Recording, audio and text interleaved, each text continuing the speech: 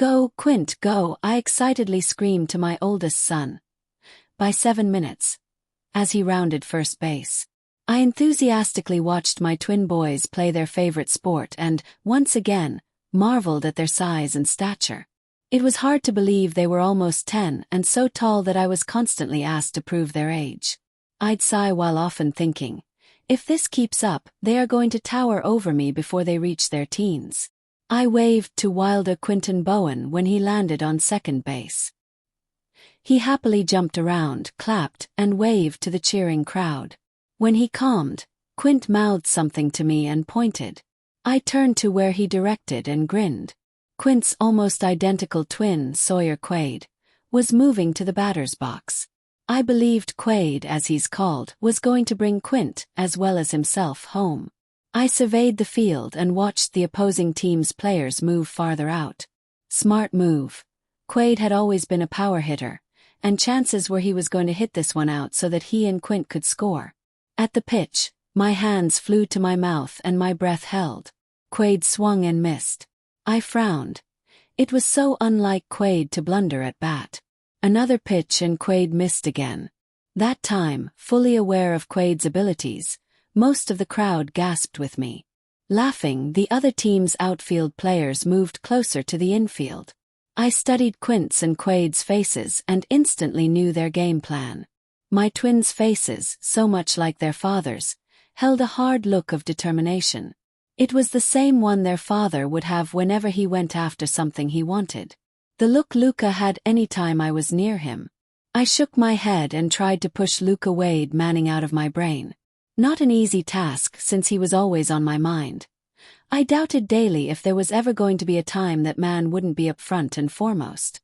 I missed Luca every minute I spent away from him during the last 9.6 years, and there's been almost an hourly reminder of him, which escalated when the twins turned 2 and I began to see him in their faces. So painful to endure, but my heart eased some whenever my conscience reminded me that I did that man a huge favor when I left. I didn't purposely become pregnant, and the last thing I needed was for the man I loved to tell me he believed I did. It would have crushed me to believe he had such a thought, and if I heard him say those words, no, I would not have survived hearing them from his mouth. I've never been a calculating person.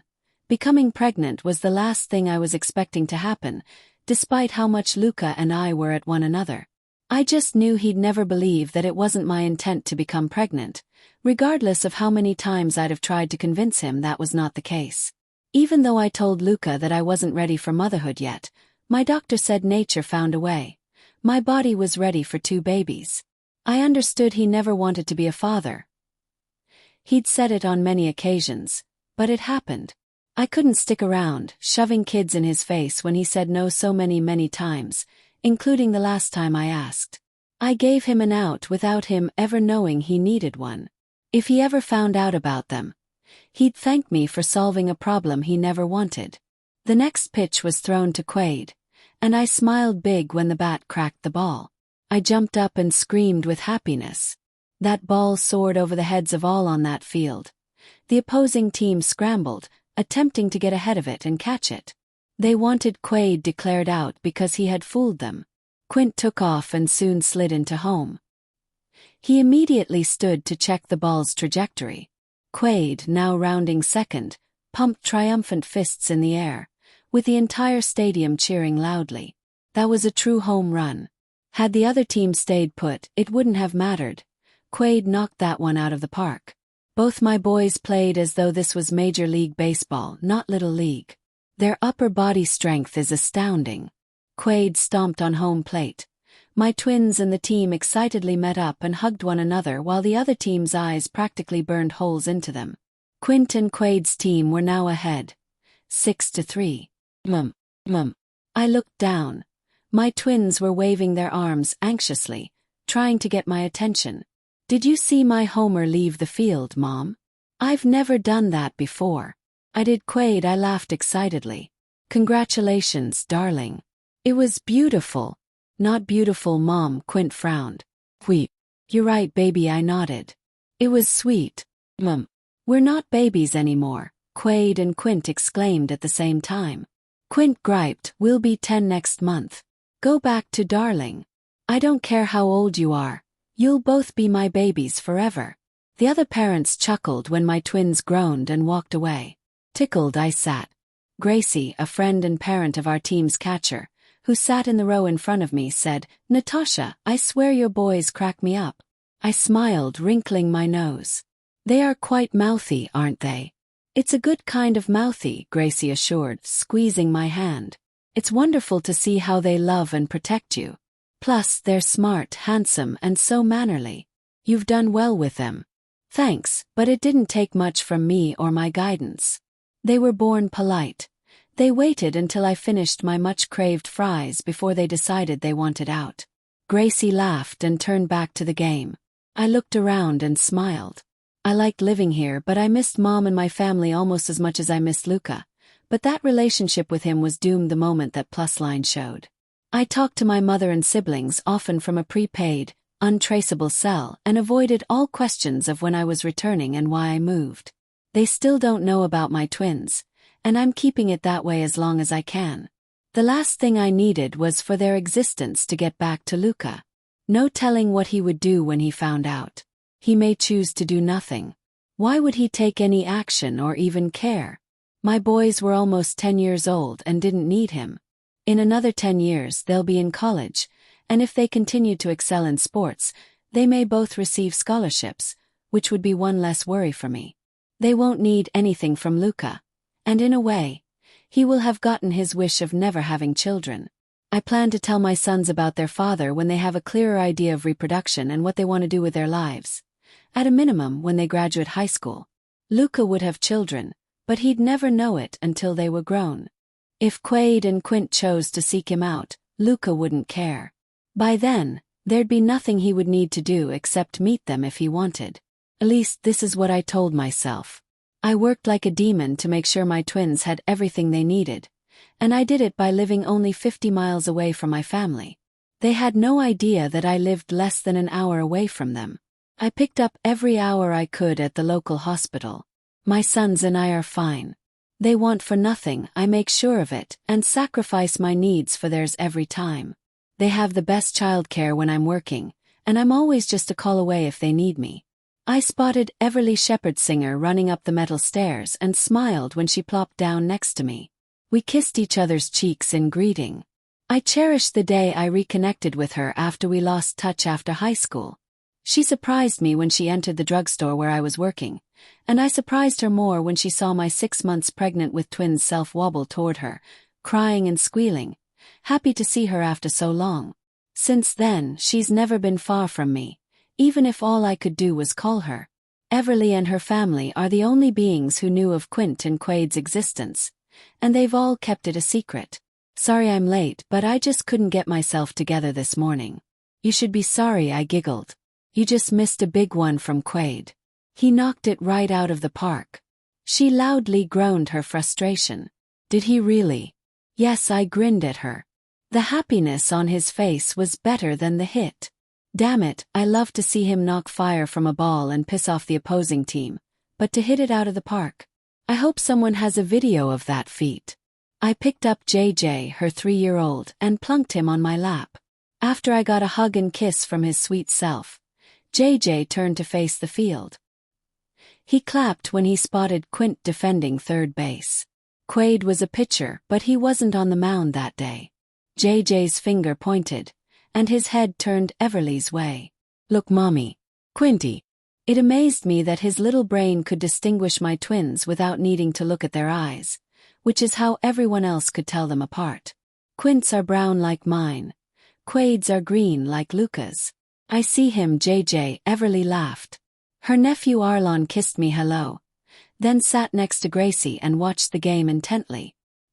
He's 10 and plays for his school's team too, sometimes against ours. They're not family during those games.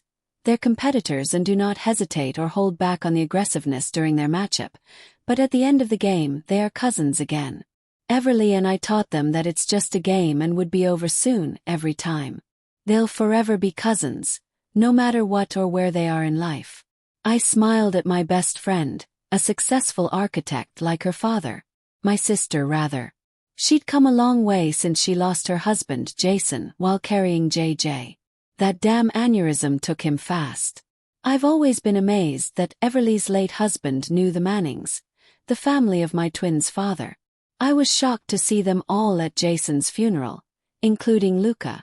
I was in the row behind Everly, consoling the mature female mourner on my right, when I saw them enter. I ducked behind another attendee and exited behind him.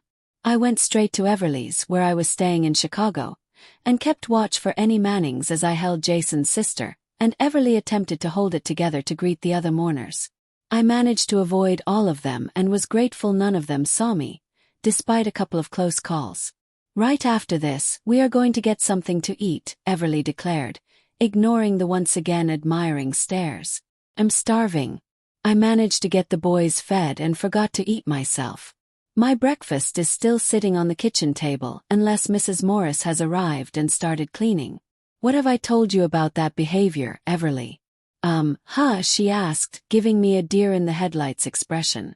I glared at her, reaching for my purse. I pulled out a banana and thrust it at her. JJ wiggled off my lap and joined his cousin on the bench in front of us. Eat it now, I snarled. Do not do that again. Fine, Mama, Everly sighed, opening the banana. She took a bite and spoke again once she'd swallowed every bite. I wanted to get here on time, but I overslept. My brother woke me when he dropped off Arlon before going to pick up his wife at the airport. I had a late meeting at the firm last night and barely had a shower because of my exhaustion. After I collapsed in my bed, starving, naked, and alone again. I opened my mouth to reply, but a male voice on my left said, "Damn shame about that naked and alone thing, Everly. After I've talked with Natasha, if you're ready to restart your personal life, you and I should work on you never having that problem as long as I breathe." I frowned, thinking, this man had nerve and shouldn't speak to a fellow parent that way at a little league game, especially with small ears so near to him.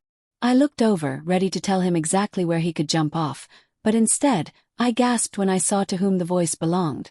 I hadn't seen Lawrence Wilder Manning since I almost ran into him and other members of his family after Jason Singer's funeral 4 years before, or heard his voice in a decade.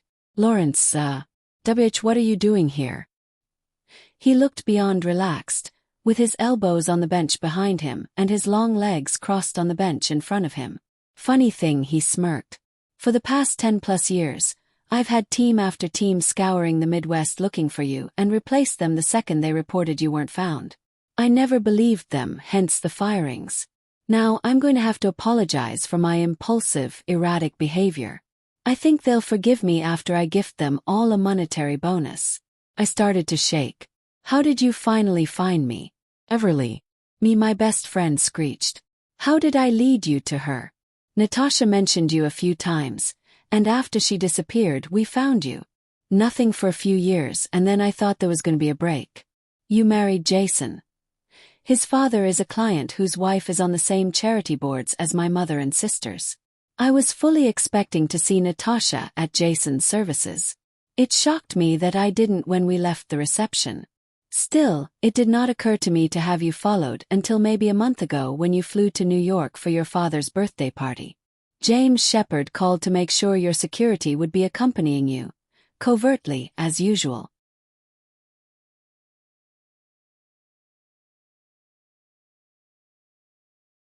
I figured you'd go to Natasha because there was no doubt in my head that she was in that area somewhere. You went to your parents' home, your satellite offices, the party, and the homes of other friends, then back here. When I heard that, I started thinking. My first thought was, why did you settle in Fredericksburg instead of Keswick like the rest of your family? Sure, your architecture firm is in Fredericksburg, but why would that matter when you have a guard who drives you? You were here a week ago for another game, the detective said, and he saw you with a beautiful woman and her 2 sons. I couldn't put it together. Your sister-in-law Vanita lives in Keswick with your brother, and they have only 1 son and a daughter, so what friend did you have in Fredericksburg with kids? Curious, I had to find out on my own. Everly sighed. How are you here today, Lawrence? Why? I was here last week, and something pulled me to the hospital where I found you, Natasha Lynn Bowen, he related, glaring at me. Or should I say Lynn Peters? Clever of you to use your middle name with your late father's first. He turned his eyes back to the game. I watched you for hours, not believing I was seeing you. I came back several times just to make sure and put it all together. I commend you on your hiding skills. I had no clue you were in Virginia again. Tear fell. The jig was up. Did you tell? Does Luca know I'm here? He pointed left toward the ground and I gasped. Luca was standing there, frozen and staring at the boys. My boys. Why would you tell him? Lawrence Everly snapped. Natasha didn't want him to know. And for good reason. He doesn't want kids. She was protecting him and them. By a clue, the both of you, Lawrence angrily shouted. Look at his expression and try saying that again with a straight face. My gaze never left Luca. I stared at him as he studied my boys, watching every move they made. Still a handsome man, just as he was the last time I saw him, though thinner. I was immediately attracted, as I'd always been, and covered my mouth to control a gasp because I could not believe how my body reacted to the sight of him. I didn't even have to tell him who his sons were, Natasha. He instantly spotted them almost as fast as he clocked you. He walked into this park, looked into the stands, and stared at you for a good 20 minutes before he perused the teams. They're all him, especially Quaid. They have the same eyes. If you weren't so loud, you'd have heard his excitement when Quaid fooled the other team and knocked that ball out of the field. He was proud to have seen it and wept, as any man would have, seeing their son excel for the first time. By the way, I love their names. Wilder Quinton and Sawyer Quaid are perfect. I shook my head. I wasn't going to feel any guilt, no matter how right Lawrence's words were. How did you know about my boys? And how do you know their names? I'm a detective, Natasha, with excellent skills. As I mentioned, I followed you this week, including to the boys' school during parents' night. I entered right after you left and had to convince everyone that I was not their father. It wasn't difficult to persuade the teachers that I was Quinton Quaid's uncle, especially as Luca Quaid, and I have the same eyes, color and all. The only piece of information I didn't learn until today was their nicknames. I thought back to me shouting them several times during the game. Damn it all. Luca is pleased with their names too, but not so much about their surname. I snapped my head to him. Should it have been Manning when he didn't want them? It should have been Manning because yours was supposed to be Natasha. You wrecked that man and for no good reason. Wrecked him. Are you kidding me, Lawrence? He didn't want kids. You know that. Everyone knew it. He repeatedly said to me he didn't, even when I tried to tell him I was pregnant, so I fixed that problem the only way I wanted. They're mine. All mine, so Bowen for their last name is perfect. Lawrence shrugged. Smoot anyway. Now that he knows about them, I'm sure he's going to change that name. He can't without Natasha's permission, Everly scoffed. Unless he's considering taking the boys from her. I inhaled at Everly and turned to Lawrence. His face was wooden. He gave away nothing. My heart started pounding because his expression frightened the never-loving crap out of me. That's what he's planning, right? He's going to take my babies from me, isn't he? Natasha. He didn't want them, but now he does. For what? I snapped. I'll be right back, I snarled and rushed toward a still-staring Luca. I moved right in front of him and repeatedly poked my finger on his chest. You listen well, Manning, I demanded. I don't care who you are or what you think you want to be to them. My sons will not have their names changed. You didn't want kids, and I can't see why you would want to pretend that you do now. Walk away and forget them. Luca looked down at my finger and moved his gaze to my face. Still beautiful. Scoffed.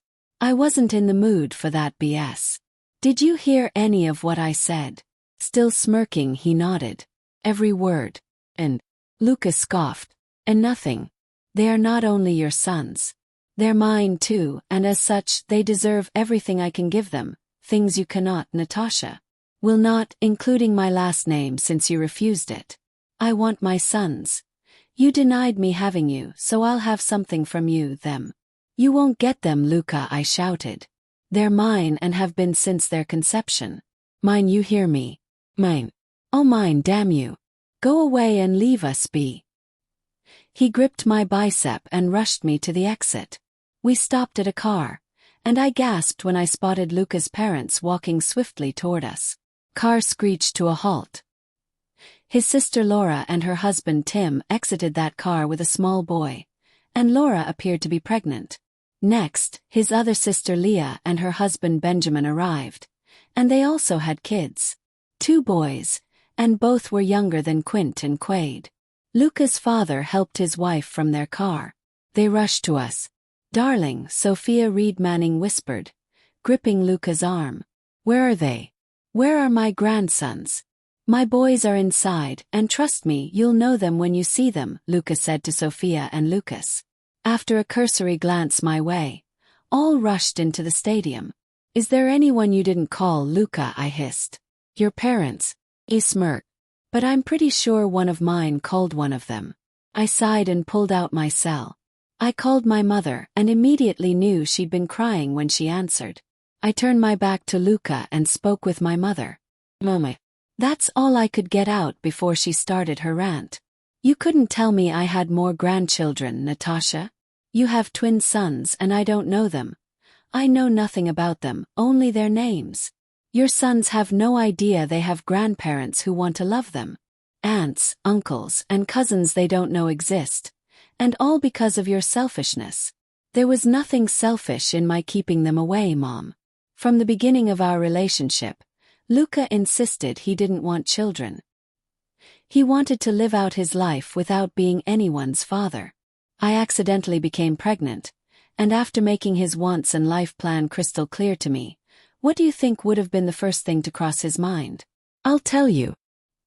He would have accused me of defying his wants by getting pregnant on purpose, and that was something I didn't want to hear from the man I desperately love and ached to spend the rest of my life with. I didn't want him to think that I was trying to trap him using the oldest trick in the book of getting a wealthy man to take care of you. Still, you could have told me, Natasha. After everything we've been through, been to one another, you kept them from me. Mom, I didn't want to. I had to. I needed to make sure Luca never found out.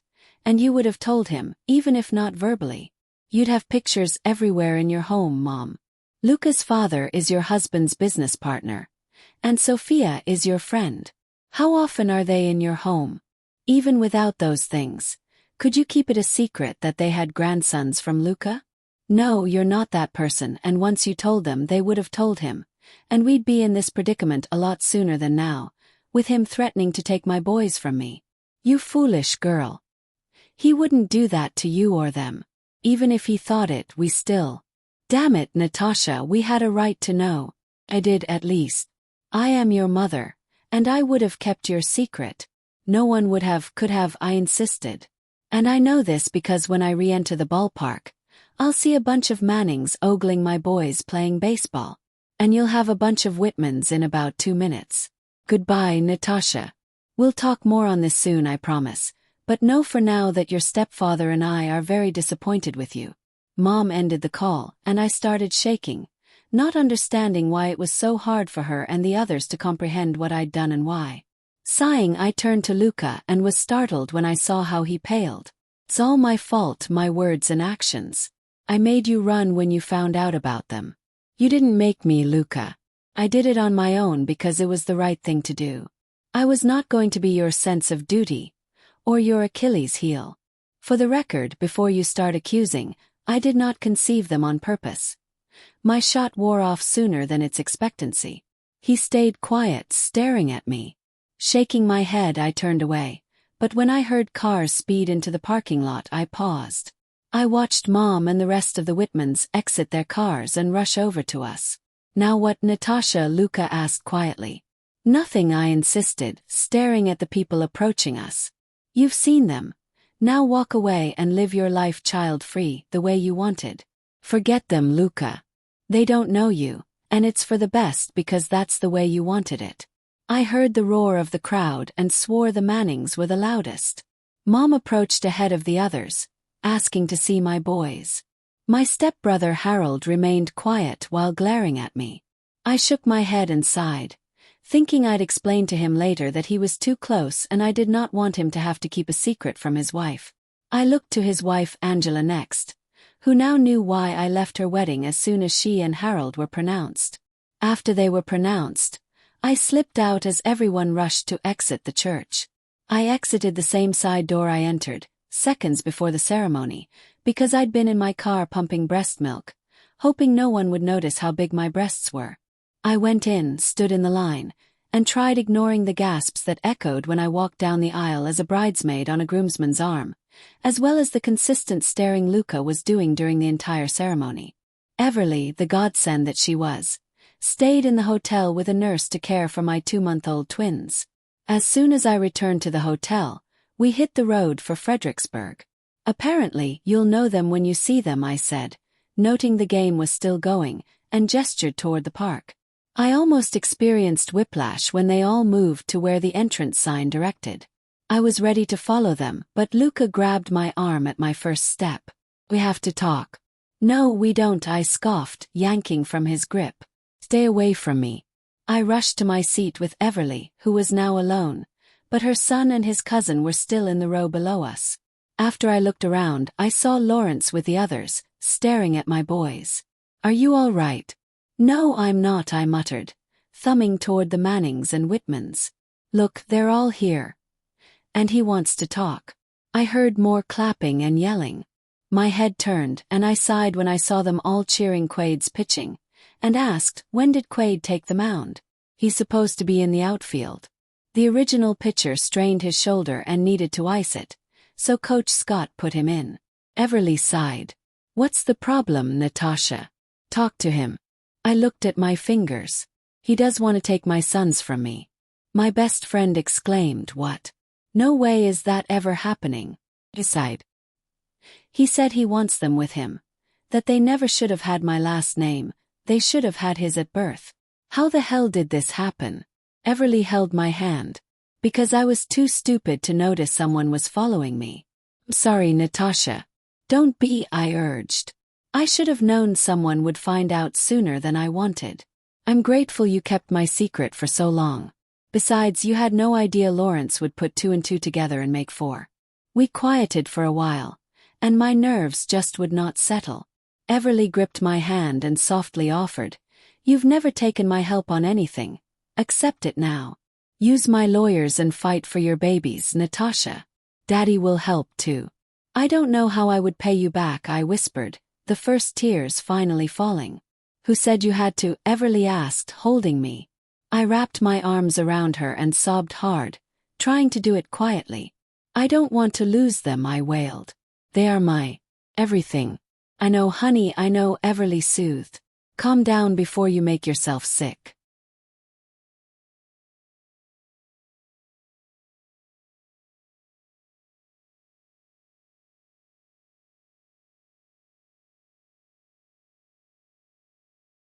Plus, your twins are watching now and not paying attention to the game. Hurry and fix your face and smile at them. I took her offered wipe, quickly cleaned my face and smiled at the boys. They frowned but put their focus back on the game. I was certain they'd have plenty of questions for me later. Everly held my shoulders. Are you going to accept our help, Natasha? I don't know, I whined. What do I do? Fight, Everly urged. Quint and Quade only know you. And you've loved and been there for them no matter what since before their beginning. You're a good mother, the best. Your boys adore and worship you. No judge would ever remove children from that kind of home. He has money, more than I will ever see in any lifetime. Cannot compete with that, Everly. You shouldn't have to, Everly murmured, releasing me. I watched her rifle through her purse. What are you doing?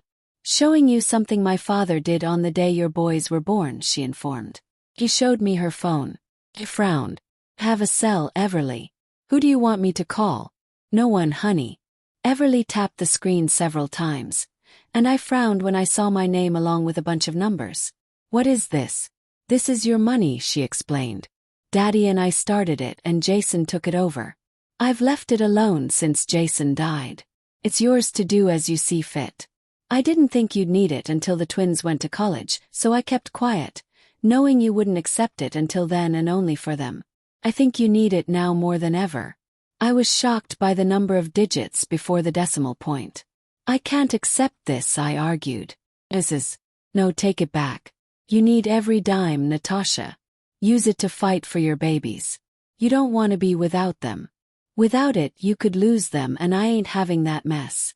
Accept and use it to keep our boys in your home, Tash. I sighed at my friend. She was right. What I don't use, I'm giving back. Won't take it.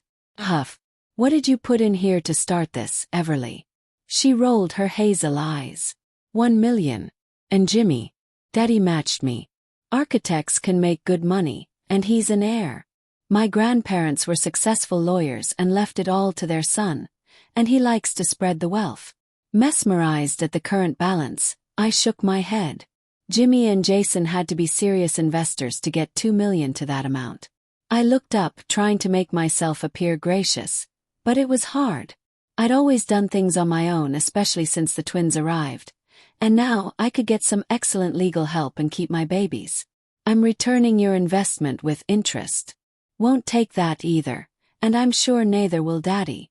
You are the definition of a good friend, and I love you. I want to help you, and I need you to let me for once. Now accept it and say thank you. More tears fell. I closed my eyes as I whispered, thank you. You're welcome. Open your eyes, Tash. Quint's batting now. Our boys won 9-4, and as we waited for the boys to return from showering, I avoided looking anywhere near Luca while Mom berated me. Then she and the others demanded introductions to my boys that day. Lawrence announced he rented a private room at a local restaurant, and it was one I knew well. It was a favorite, and my boys and I ate there often. Because I didn't have one anymore, I rode there with Everly in her car. Mine broke down a couple of weeks before, and I planned to go on my next day off and buy another. I now get to the games with another parent, or, as I did that morning, I'd catch a ride with the team on the school's bus. We arrived at the restaurant first, as I had requested, and all the boys jumped out and played around with a football in the parking lot. I needed to tell my sons, alone, what was about to happen. I need a favor, Ev, I murmured, tapping on my phone. Anything, Tash, Everly whispered. What do you need? I don't want to see any of this, especially with Luca. I'm hiring a car to take me home. Please bring my boys there when this is over. Everly nodded but asked, are you sure you don't want to be with them while they meet their family? I exhaled long and hard. I'm sure, but if they need me at any point, call me and I'll come right back. You got it, Tash. I'll keep my eyes on them. Thank you, I croaked. Never necessary, she murmured, hugging me. Everly and I rounded up the boys. We entered the restaurant and were quickly shown to the private room, where I sat with the twins while Everly occupied her son and nephew at the dessert window. I pulled out the family pictures I carried with me everywhere. Quade, I have something to tell you. Okay, Mom, they said together. Do you remember the stories I told you about these people? I asked, spreading the photos on the table. Yes, Quint nodded. That's Grandma, and that's Grandpa, but he died. This is Granddad, and he's married to Grandma now. Quade picked up the picture of my mother. Mom, I saw her today. She was cheering for us with some others. She was wearing black pants and a green top, and her hair was in a bun. He nodded. Yes, that was your grandmother, my mother, but there's more. Your other grandparents are here too, and several others. They all want to meet the two of you. My sons went silent until Quint asked, is that why you were crying, Mom? The game you were crying. Did they make that happen? No, I answered honestly. Your grandparents, aunts, and uncles would never make me cry, Quint. They were silent again. Quade frowned at me. If they are all here, then where? What about our dad? Where is he?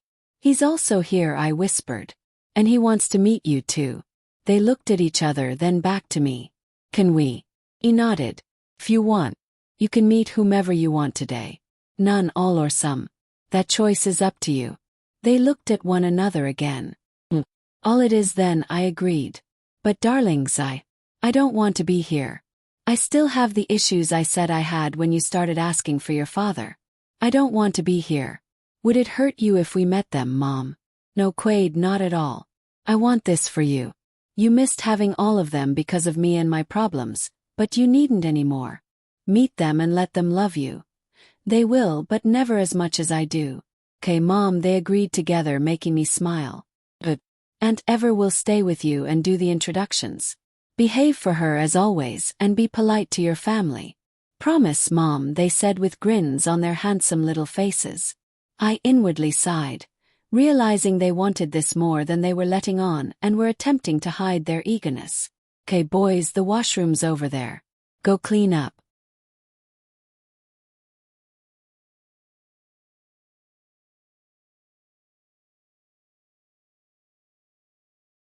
"When you come back, hit the salad bar hard. You both earned it. They'll all be here soon. Get something in you before they take up your time getting to know you. And congratulations on winning. It was so great to see it again, darlings." I got tight hugs and big kisses from Quint, Quaid, Arlon and JJ before they scrambled off to the bathroom. I turned to Everly, hugged her, and said softly, "I love you." "I love you too." I got the notification that the car was waiting. I grabbed the boys' duffel bags and kissed my friend's cheek goodbye. Outside, the car took off as Luca and Lawrence arrived in a black SUV. Thank God they never looked my way. Mom and Pops arrived next, and the rest were in succession, 11 cars total, the family and their much-needed security escorting them. Quint and Quaid were in for a treat, I thought, staring at the road. Good for them. If I weren't such a coward, I'd have stayed to see the whole thing. I attempted to occupy my time while my boys were meeting their family. The only thing I could think to do was clean, so I did. I started with the boys' rooms. First Quaid's, then Quint's. It was all going to be cleaned and ready for them when they returned. I changed sheets and put everything away, including their laundry, while wishing I hadn't spent the past evening doing it all. Frustrated, I threw the sheets and their uniforms in the washer. I moved to the bathrooms next. I'm lucky to have found a 3-bedroom ranch home with 2.5 bathrooms that I could afford. I'd been there for 6 years after living in Illinois for a while, then Indiana before returning to Virginia. Plus, Everly was moving there, so that was a done deal. She helped me find this place. It was perfect. Roomy, close and far enough away. The rent was unbelievably cheap and, damn, Everly strikes again. Scowling, I bet myself it was her house. I couldn't believe it took me so long to figure that out since she was the one who found the listing. $500 a month for a 3-bedroom, 2.5-bath home, and no damn increase in the 6 years I'd been there. And as I was thinking about it, there were $500 increments on that trust fund she showed me. She was taking my rent and putting it into the fund. And that real estate agent. I knew I'd seen her in an ad for orange juice, and when I asked her, she said she did those to make ends meet. I can't believe Everly hired an actress to fool me into taking that wonderful, much-needed house. Or did she? I rushed to my desk where I paid bills, and looked again at my rental company's name. J&E Investments jumped out at me. J&E. J&E. Damn it, I swore, slamming the roll-top desk shut. Her husband was in on this subterfuge too. His name was Jason and Everly. Damn it all, why didn't I figure this out sooner? Boiling, I inwardly declared my love for my best friend, but it was a shame I was going to have to kill her when she brought my boys home. Shaking my head, I went back to my chores. Once the bathrooms were finished, I moved to the kitchen. There wasn't much to do in there since I cleaned it while waiting for the boys to get ready for their game that morning. Plus, it's never dirty. We eat takeout mostly. I can cook breakfast stuff now, especially bacon in the oven. I learned that from Luca, and I swear it's a good idea. It went well with the frozen pancakes and waffles the boys loved. I checked the pantry and made a list of what we needed to get at the store in the morning, making a mental note to text Gracie for a ride. Quaid and Quint ran amok every time we went shopping, and I usually buy way more than what's on my list like I did the week before, to Gracie's amusement. The amount of food the boys consumed rivaled their father. If we weren't pleasuring each other in bed, Luca was in the kitchen eating something. Sometimes he combined the two. That man and I had a lot of fun together.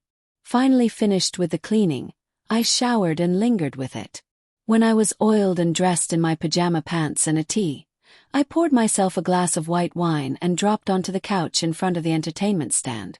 I figured my boys would be home late since this was their first time being with their father and other family members and would be full of stories. But still, I hoped they would be home soon as I powered the TV. I couldn't find anything to interest me, So I shut it off and pulled out a book Gracie insisted I needed to read and immediately became engrossed. So much so that the doorbell ringing startled me. Why didn't Everly use her key? I frowned, stalked to the entrance, and released a gasp. Luca was standing there alone. I vowed again to kill my best friend. Are you going to ask me in? No, I answered angrily. Where are my sons? Luca snorted. Our sons are with our mothers, and Sophia and Penny checked in at the Silva collection with them. Well, they're all staying there tonight. Seriously, you didn't see that coming? No, I didn't.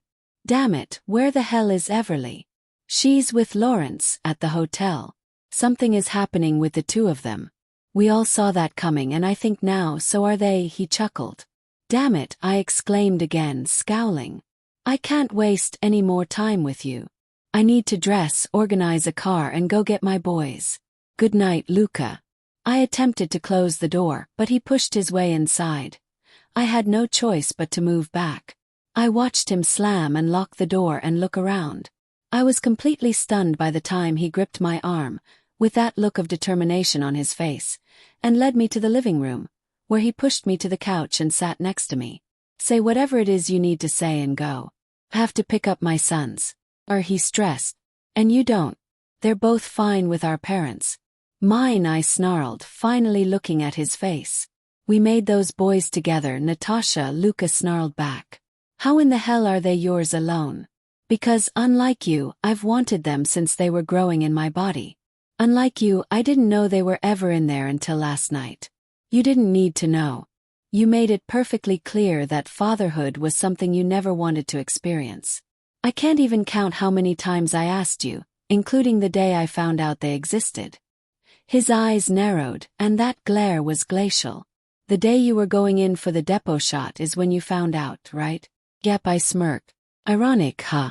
Excessively, Luca smirked back. Still, you were with me for another month after that appointment.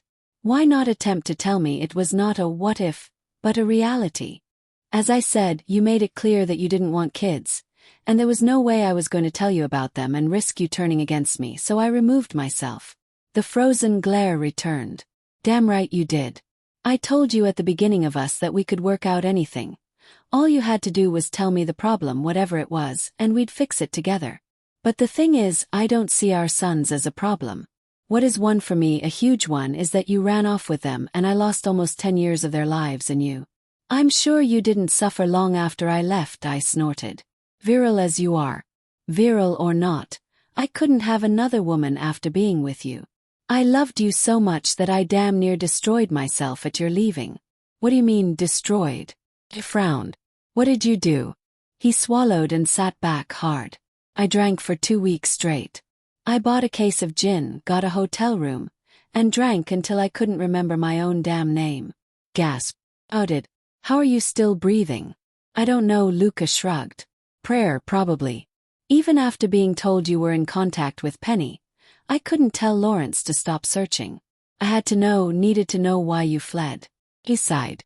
The boys, Natasha. Are they? I scowled at him. Are they what, Luca? Are you attempting to ask me if they're yours? I know damn well they're mine, he shouted. I just wanted to know if the only reason you left was because you found out they were coming. What else do you think could have made me leave you, Luca? I didn't think anything could. I thought you loved me unconditionally. Yes, I did. I didn't want to go, but I didn't need this now. I felt a small pain and pinched between my brows, hoping a migraine wasn't starting. My head bowed. I wiped away a tear, took my glass to the kitchen, poured out the wine, filled the glass with water, and grabbed the ibuprofen. I placed the glass in the dishwasher when I finished and gripped my sink. I felt him behind me watching. Now what? I whispered. Are you taking me to court? I should, Luca answered with a snort.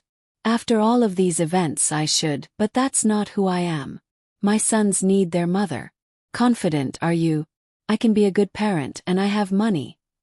I can support them better as a single father than you have as a single mother. Low blow, Manning. Heated, I turned to him, glaring.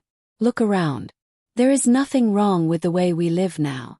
My boys want for nothing at all. Except their father. Luca's eyes froze again. He crossed his arms on his chest and taunted. "And what are you going to do about college, Natasha? Are they interested in going?" "They are, and I was hoping for scholarships, but now I don't have that worry. I can send them to any university of their choosing with a trust fund that's recently been brought to my attention. So now you don't even have that to hold over my head." "I wasn't planning to hold anything over your head anyway. I want to be in our sons' lives, and I want it to be mutually agreed upon." "Why? What? Why do you want to be involved with them, Luca?" "Because they're mine. They came from me. I loved you so much, and you couldn't even trust me enough to tell me I was about to become a father. You didn't want it." I shouted, losing all my temper. "Why would I have told you?" "Because only I can know what I feel," Luca shouted back, pointing to himself. "And right now I feel raw and robbed. Don't you understand that, Natasha? They are a month away from being 10 years old, and you stole them from me. I missed everything from birth. First steps, words, days of school. They have no idea who or what I am. I'm a goddamn pediatrician, and I have no idea about their health. They don't even have my last name. You wouldn't even give me that, Natasha." "Why?"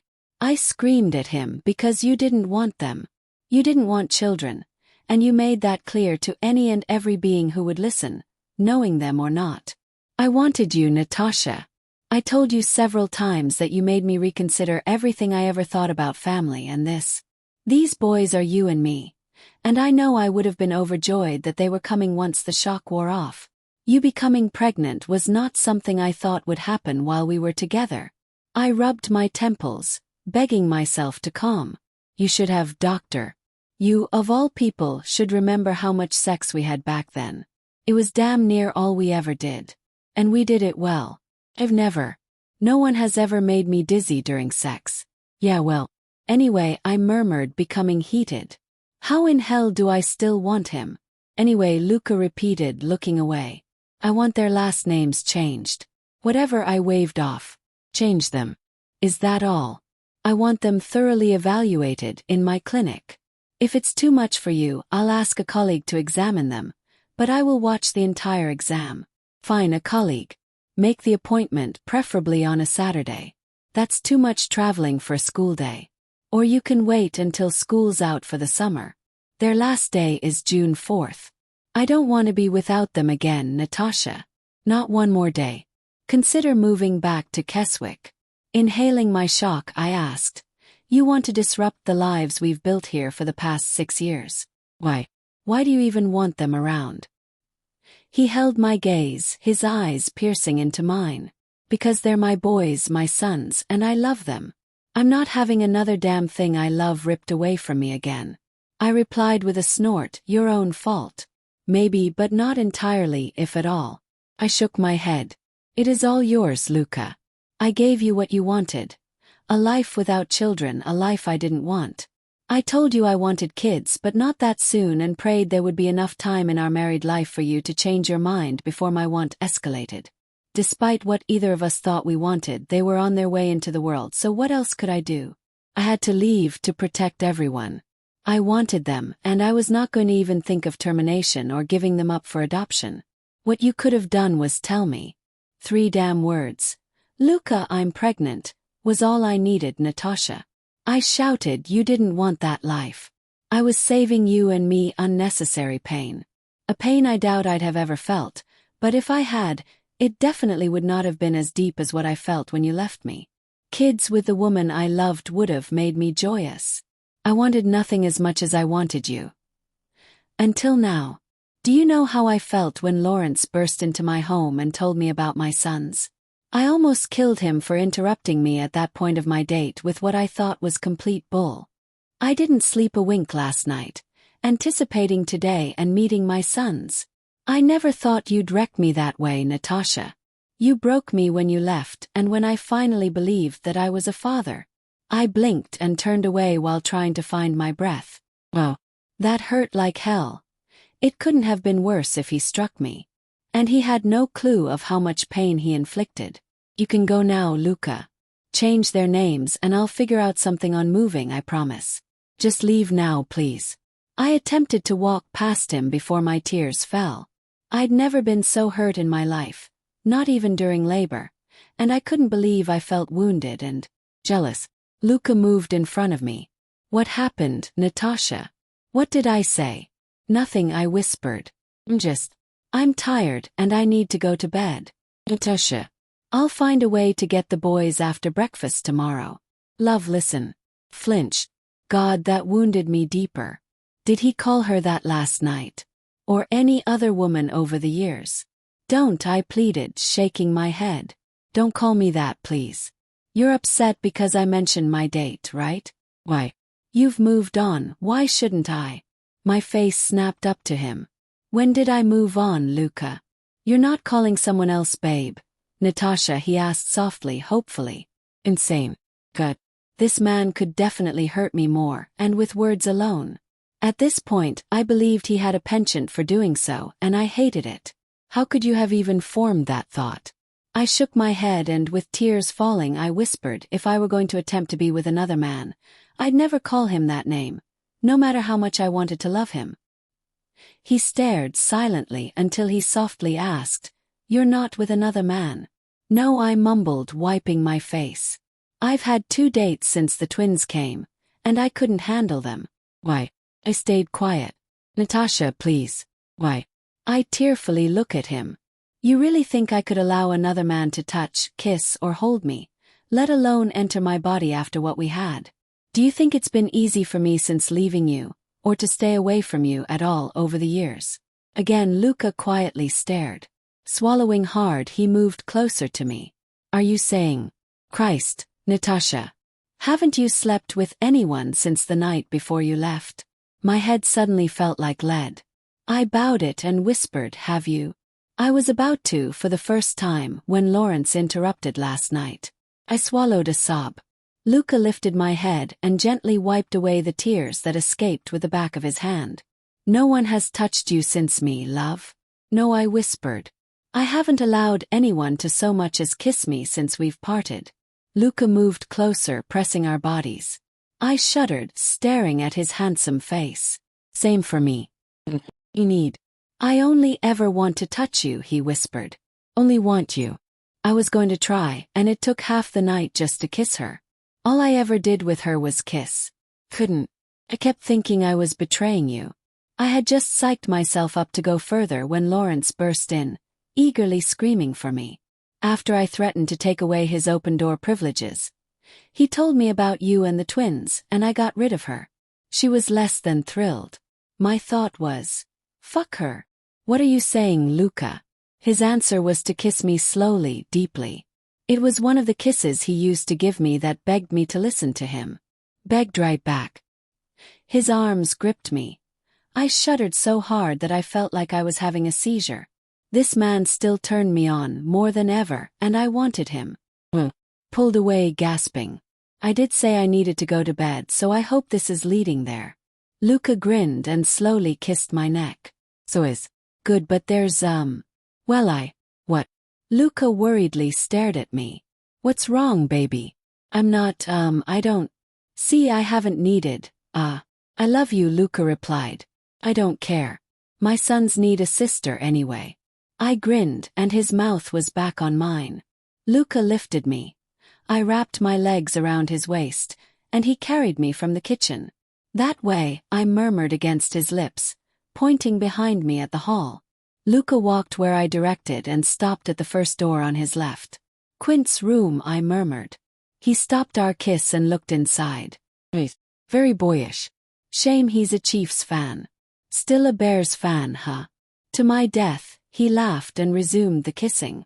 Then Quade's room is going to kill you, I informed, pointing toward the other door on that wall. Luca walked us to it and gasped hard when he peered inside and took a step back. I gripped him, fearing he was going to drop me. Quade is a son of mine is a Packers fan. He's grounded until I convert him. I giggled hard and tightened my arms around his neck. I missed that sound. No one giggles like you, baby. I want to moan now, I blushed. Make me do that, Luca. No problem, Luca promised. That's your bedroom across the way. He swiftly walked us there. We entered, and he grinned when he saw the huge Bears poster on the wall above the bed. It was the team from the winning 1985 Super Bowl team. I like that poster, baby. And you should hang it on the wall outside Quade's room so it's the first thing he sees when he opens his door. Why such a big bed? I giggled and answered, Quint and Quade used to love to sleep with me, and Quade sleeps wildly. I needed the space. I'll make sure we use all of it. In the throes, Luca murmured, I missed my sons feeding from here. I missed them growing inside your body, them coming into the world, and all of their milestones. I'm so sorry I drove you away with my stupid words. I want my sons, baby, and I want you. Come back to me. Try to love me again. Be mine always. Marry me, Natasha. Please. I whimpered, feeling him and his words. Do you mean that, Luca? With everything in me, my love. I want the world to know you're mine. Call me babe again. I've missed that so much. Marry me tomorrow. I don't want to wait. I need you, baby. Please. Yes, babe, I whispered. I'll marry you tomorrow. Whenever. Mine, Luca declared. He kissed my heated skin and breathlessly whispered mine over and over. I sighed, regaining my breathing pattern. Worse. His head raised, and I tearfully looked into his eyes. I'm yours, baby, Luca pledged. Please don't ever leave me again. Talk to me. No matter how detrimental you think the situation is, promise me we'll never feel that pain again. I nodded softly and whispered, I'll work it out with you. From now on I'll tell you everything, anything that's wrong. Always. His answer was to lower his head and kiss me. I woke in the morning to strange smells, voices, and lots of activity outside my room. And my bedroom door was closed. I never closed it. I turned looking for Luca. He was sitting on the edge of the bed and holding a plate in my direction. That was the strange smell. He cooked breakfast. I sat up and snatched the plate, making him laugh. I never have a freshly made breakfast unless I've stayed the night with Everly. She can cook. I grinned at my plate. Bacon, eggs, French toast, and grapes. Luca pointed to the table next to my bed. I grinned big at the tall glass of orange juice. I turned back to Luca and looked him up and down. Why are you dressed, babe? Luca lay across the bed. I went to a store before I made breakfast. Didn't want anything but you to damage my skin, so I decided to stay dressed while in the kitchen. Blushing, I remembered how I scratched at him last night, during all 4 times together, and earlier this morning as I showed him all the passion I felt for him as he showed his for me. I sipped my juice. Where's your food? I ate as I moved along, he said, smiling. Now you eat so I can, again. I damn near said, to hell with that food. My stomach growled, and shaking my head at its timing, I began to eat, damn near moaning at every bite. I heard a lot of bumping and frowned. What's going on out there? Another reason why I'm still dressed. All of our relatives are packing up the boys' rooms. They are determined to have you out of here by 5. I looked at the clock. It was just past 10. How much have they done? Luca chuckled. You'd better decide soon what you want to keep in here. I think they'll be ready to do this room by 12. They just started, and already the boys' walls are bare. I'm donating their furniture to charity and burning Quade's football crap. I promised them both new things for their bedrooms in my house. Sorry, I meant our house. A decorator is working on it now. All the kids are with Leah, who will be at her house with them and their nanny. They weren't ready to be separated. I nodded, thinking I could trust them all now, and continued eating. When I finished, Luca set the empty plate on my nightstand and gently eased me to the bed. What are you doing, babe? We have to go help them. No, we don't, Luca chuckled, tugging off his shirt. I've been ordered to make love to you again. They want us to make another baby. I cannot believe my younger cousin Tim offered advice on how to get it done. He claimed to be an expert since his wife is pregnant again. I'm the one who told that fool about sex. Giggled. You told everyone about us. Why do you think they're here? I called last night and my mom got this going. Quint and Quade are thrilled. Apparently they like me. Smiling, I thought about his words between our rounds of lovemaking, as he told of the meeting with Quint and Quade and his excessive affection and greediness for them. He barely let anyone else speak with our sons, and didn't care how much of an ass he appeared to be or what others thought, including my mother. He really did love them already. I think they all did. What's not to like? Kissed him. But holster that, babe. I'm not having sex with you with everyone out there. Someone banged on the door. Don't hear any noise coming out of that room, loco. I immediately recognized his brother's voice. Go away, ass, Luca shouted, chuckling. Lucas, his father, called, son, do you need a diagram? You remember how to do it, don't you? I giggled, wanting to shout out. Yes, he does. I hope so, Benjamin called. We won't get that niece we want if he doesn't. Luca's head dropped on my shoulder. My brother, brother-in-law, and father, he sighed. If my mother chimes in, I'm jumping out the window. Better tip Tash while you're at it, Everly shouted. Been 10 years for her too. I growled at my former best friend's words. I have a few choice words for you later, Everly Wynne, I shouted back. And just how long has it been for you? 2 hours, she shouted back. And I didn't miss a stroke. She didn't, and she added quite a few of her own, Lawrence called. We next heard what sounded like hand claps. Oh my God, I whispered. Do we really need to be here? No, my love, Luca chuckled. How do we sneak out? Back door. We'd have to go through the kitchen. Anyone in there? Just the cleaning crew. They're packing and making everything sparkle for the realtor. Think we can get them to keep quiet until we're long gone. If cash. Good, I said and kissed him fast. Let me shower first. I did so quickly.